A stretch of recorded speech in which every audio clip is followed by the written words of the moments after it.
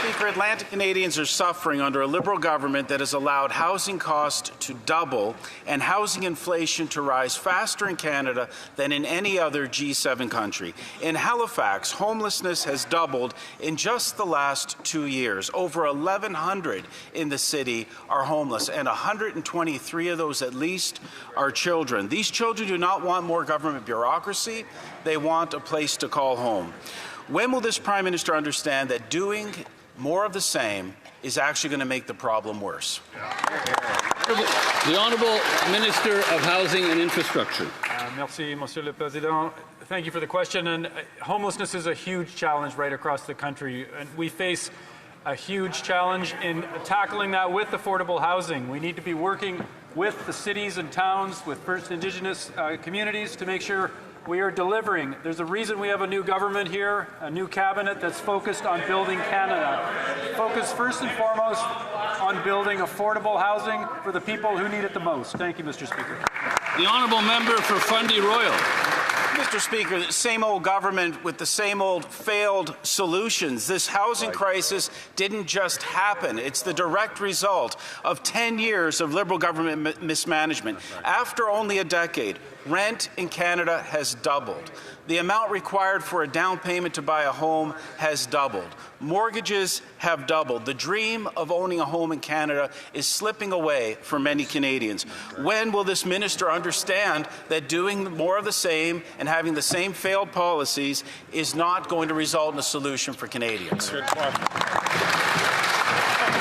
The Honourable Secretary of State.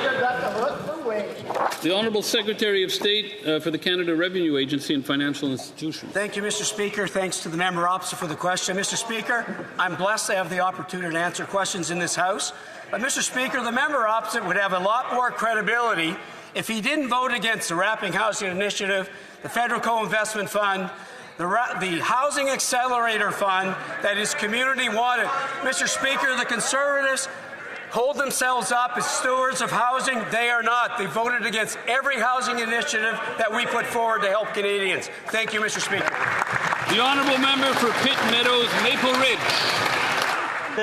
Mr. Speaker, housing has become unaffordable under this Liberal government. According to CMHC, over half of Canadians are struggling to pay down their mortgages. 63% are worried about defaulting. 17% have missed a payment. 26% are using credit to pay off credit. In Greater Vancouver, homeowners are stressed out and not sure how they're going to make ends meet. Will the Minister of Housing acknowledge that Liberal economic incompetence has created this crisis and that we're halfway through the year and we still haven't got a budget? The Honourable Minister of Housing and Infrastructure. Thank you, Mr. Speaker. Well, contrary to Conservative disinformation, housing starts are up across the country right now. We are seeing both year-over-year increase in housing starts and certainly a large increase over when the leader of the Conservative Party was housing minister. Right. That's excellent. We are going to take this forward, Mr. Speaker, with the most ambitious housing plan that's ever been seen in Canada. We are going to build affordable housing across this country. Honourable Member for Simcoe Grey. Mr. Speaker, a new TD report says a Liberal housing plan to build 500,000 homes a year is likely to fall well short. But that's really no surprise, since this promise comes from the same party which said it would plant 2 billion trees. TD says even 400,000 homes a year is not possible, since housing starts in Canada actually declined by 30,000 units this year.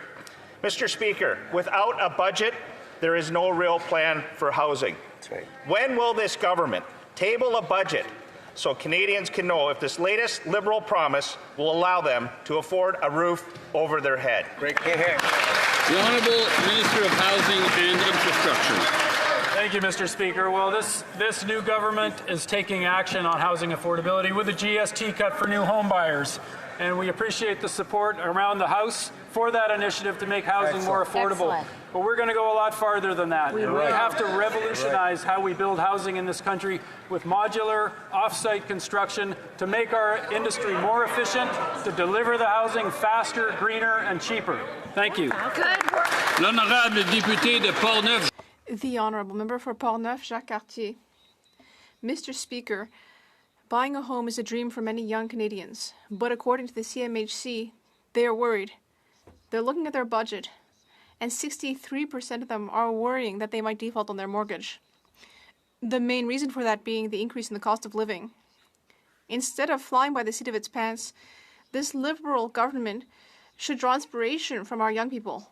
Like them, it should make a budget. Will the government table a budget this spring, as a majority of members in this House are asking for? L'honorable ministre de la Transformation. The Honorable Minister of Government Transformation. Thank you, Mr. Speaker. Well, I'll start by saying that one of our government's first actions was to cut taxes for 22 million Canadians. On average, $840 cut per family. We are very proud of that direct, concrete measure to help Canadians and make life more affordable. But we didn't stop there. We eliminated the GST on a first home purchase of a new home, and that enabled first-time buyers to better access property. And what's really shocking is that the Conservative Party can't even support programs that help Canadians in his own riding, like the child benefit or the dental care program.